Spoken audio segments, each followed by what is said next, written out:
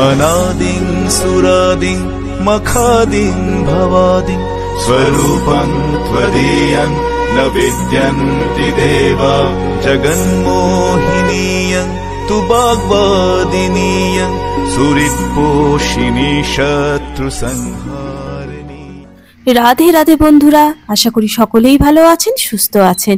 অনেক দিন পর চলে এসেছি আরেকটি নতুন ব্লগ ভিডিও নিয়ে। সবাইকে অনুরোধ করব, কেউ কিন্তু এই ভিডিওটা মিস করবেন না, একটুও স্কিপ করবেন না। চলুন আজ আপনাদের নিয়ে যাব বীরভূমের বোলপুর শহর থেকে 9 কিলোমিটার দূরে বোলপুর লাভপুর রোডের উপর রয়েছে 51 পীঠের সর্বশেষ সতীপীঠ কঙ্কালীতলা। সেখানে তো আমরা চলে এসেছি কঙ্কালীতলায়। পৌরাণিক কাহিনী অনুযায়ী সতীদেবী তার নিজ পিতা দক্ষরাজের যজ্ঞ সভায় স্বামীর নিন্দা সহ্য করতে না পেরে ক্ষোভে দুঃখে সেখানেই প্রাণ ত্যাগ করেন। এরপর মহাদেব মহেশ্বর দক্ষরাজের যজ্ঞ পণ্ড করে দিয়ে সতীদেবীর নিষ্প্রাণ দেহ কাঁধে নিয়ে তাণ্ডব নৃত্য শুরু করে দেন। তখন সৃষ্টি রক্ষার্থে ভগবান বিষ্ণু তার সুদর্শন চক্র দিয়ে সতীর দেহ 51টি অংশে খণ্ডিত করে দেন, আর সেই 51টি খণ্ড মর্তলোকের 51টি পবিত্র স্থানে পতিত হয়ে পাথরে পরিণত হয়।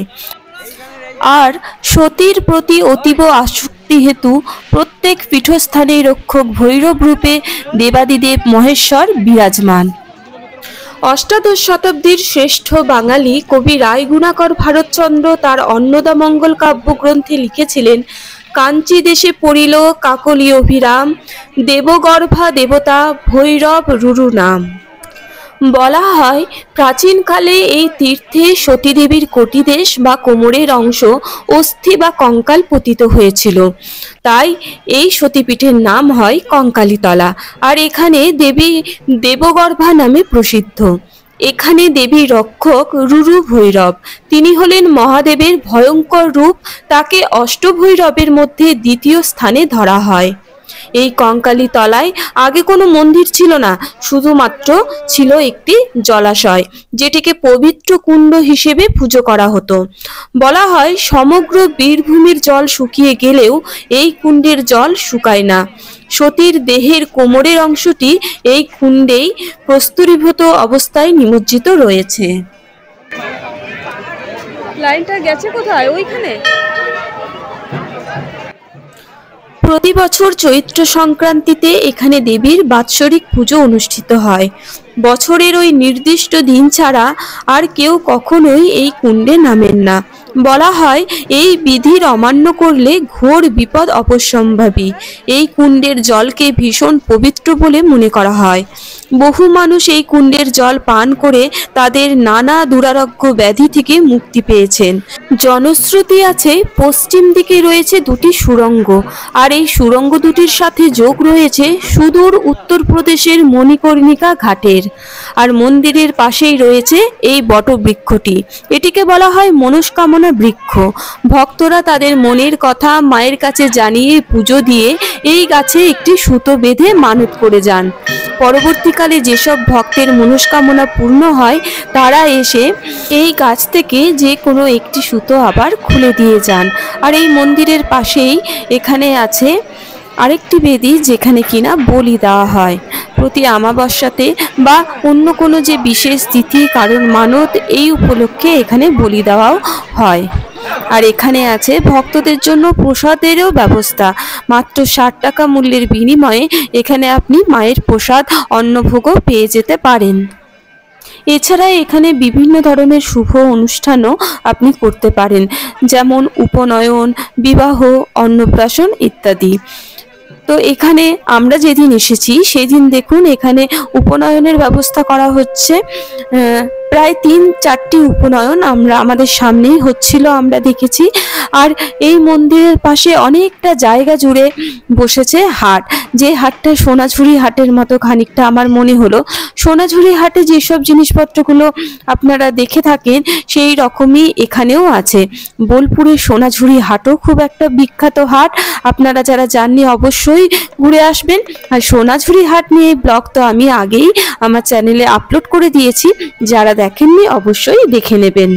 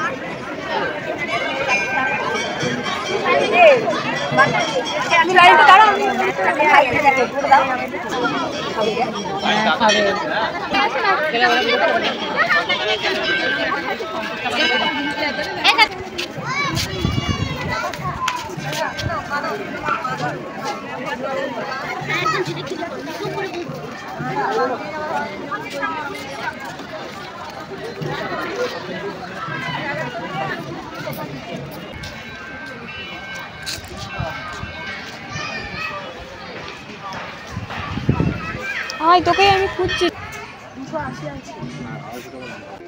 মন্দিরের পাশটা একটু ঘোরাঘুরি করে আমরা আবার চলে এসেছি আমাদের লাইনে। দেখতে এলাম লাইনটা কত দূর এগিয়েছে। আমার জন্য লাইন দিয়েছে গোপুদীপুর বাবা এবং মৌটুসির মাও লাইনে দাঁড়িয়ে আছে। তো এখনো পর্যন্ত আমরা মন্দিরের সামনে এসেছি ঠিকই, কিন্তু মন্দিরের ভিতরে পর্যন্ত প্রবেশ করতে পারিনি। তো চলুন আপনাদেরকে দেখিয়ে দিই মন্দিরের বাইরেটা একটু। মন্দিরের বাইরে এই উপরে 51 সতীপীঠের কোথায় কোন অংশ পড়েছিল এবং সেই সতীপীঠের নাম এবং সেই অঙ্গগুলোর ছবি এখানে আঁকা আছে। কোথাও মায়ের গয়না, কোথাও মায়ের অঙ্গ, কোথাও মায়ের অস্থি, সেই ছবি আঁকা এবং কোন স্থানে পড়েছিল এবং সেখানে মা কী নামে পরিচিত সেটাও কিন্তু এখানে লেখা আছে। তো এই দেখুন আমরা মন্দিরের অনেকটাই কাছে এসেছি, অনেকক্ষণ লাইনে দাঁড়িয়ে। যেহেতু আজকে রবিবার ছুটির দিন, আমাবস্যা, শনিবার, মঙ্গলবার এইসব দিনগুলোতে ভিড় হওয়াটা খুবই স্বাভাবিক।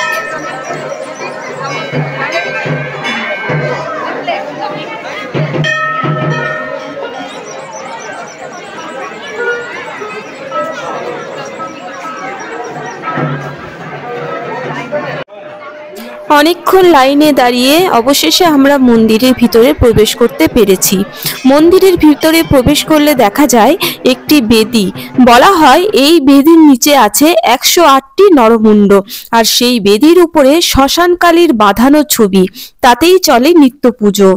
সামনে রয়েছে একটি ঘর যেটিকে দেবগর্ভা রূপে কল্পনা করে পুজো করা হয়। দেবীর এই কল্পিত ছবিটি এঁকেছিলেন শান্তিনিকেতনের একজন বিখ্যাত চিত্রশিল্পী মুকুল দেব, কিন্তু দেবীর আসল প্রস্তরীভূত দেহাংশটি রয়েছে মন্দিরের পার্শ্ববর্তী সেই কুণ্ডের জলে। কঙ্কালীতলার এই সতীপীঠে বহু সাধক সিদ্ধিলাভ করেছেন, যাদের মধ্যে উল্লেখযোগ্য হলেন সাধক যোগনাথ, রাম ঠাকুর, ভৈরবগিরি, সাধু খ্যাপা, সারদা গোস্বামী, ভূপেন্দ্রনাথ মিশ্র আর জগদীশ বাবা। মন্দিরে প্রবেশের আগেই দুই পাশে রয়েছে অনেকগুলো দোকানপাট, যেখানে আপনারা পেয়ে যেতে পারেন আপনাদের প্রয়োজনীয় জিনিসপত্র, পুজোর উপাচার বা অন্যান্য অনেক রকম জিনিস। পাশেই আছে গাড়ি পার্কিং এর জন্য একটা বেশ বড়সড় জায়গা এবং রয়েছে বেশ কয়েকটি খাবারেরও দোকান। আপনারা চাইলে এখানে জলযোগ সেরেই নিতে পারেন।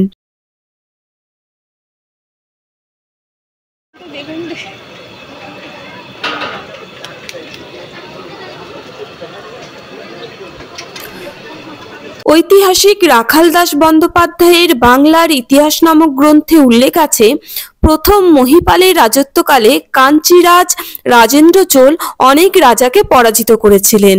বলা হয় সেই সময় বীরভূমের এই জায়গাটিও কাঞ্চিরাজের অধীনে ছিল। আর কাঞ্চি রাজা ছিলেন শিব ভক্ত। শোনা যায় এই কোপাই নদীর তীরে এই মন্দিরটি নির্মাণ করে এখানে তিনি একটি শিবলিঙ্গ প্রতিষ্ঠা করেন। সেখান থেকে এই শিবলিঙ্গটি রাজার নাম অনুসারে কাঞ্চেশ্বর শিবলিঙ্গ নামে পরিচিত। তাহলে চলে যাচ্ছিলি না দেখে?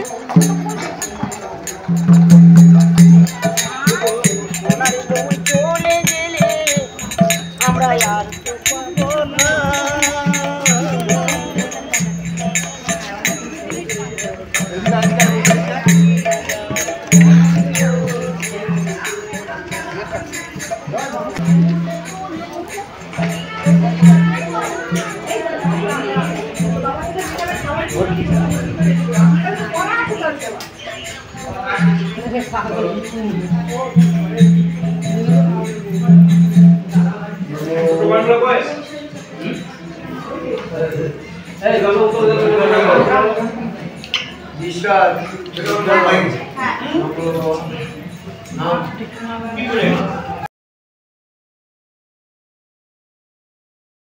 করে যাও কোথায় কি জানি।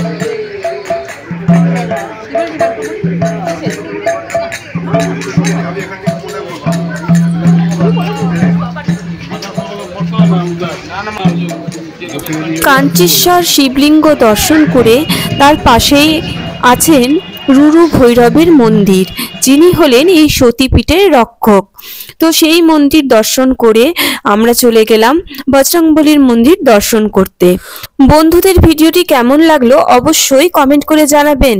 ভালো লাগলে বন্ধুদের সাথে শেয়ার করবেন। আর যারা এখনো পর্যন্ত সাবস্ক্রাইব করেননি তাদের কাছে অনুরোধ করব চ্যানেলটি সাবস্ক্রাইব করে পাশে থাকবেন।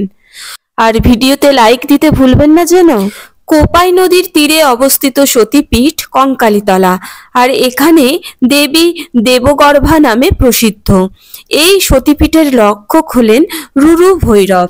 মন্দিরের পাশেই রয়েছে শত বছরের পুরনো কঙ্কালীতলা মহাশ্মশান। 51 পীঠের সর্বশেষ পীঠ কঙ্কালীতলা। কঙ্কাল খসে পড়ার পরেই মহাদেবের চৈতন্য ফিরেছিল, সে কথা মাথায় রেখে এই পীঠের নাম ভক্তদের অনেকের কাছে চৈতন্য পীঠ।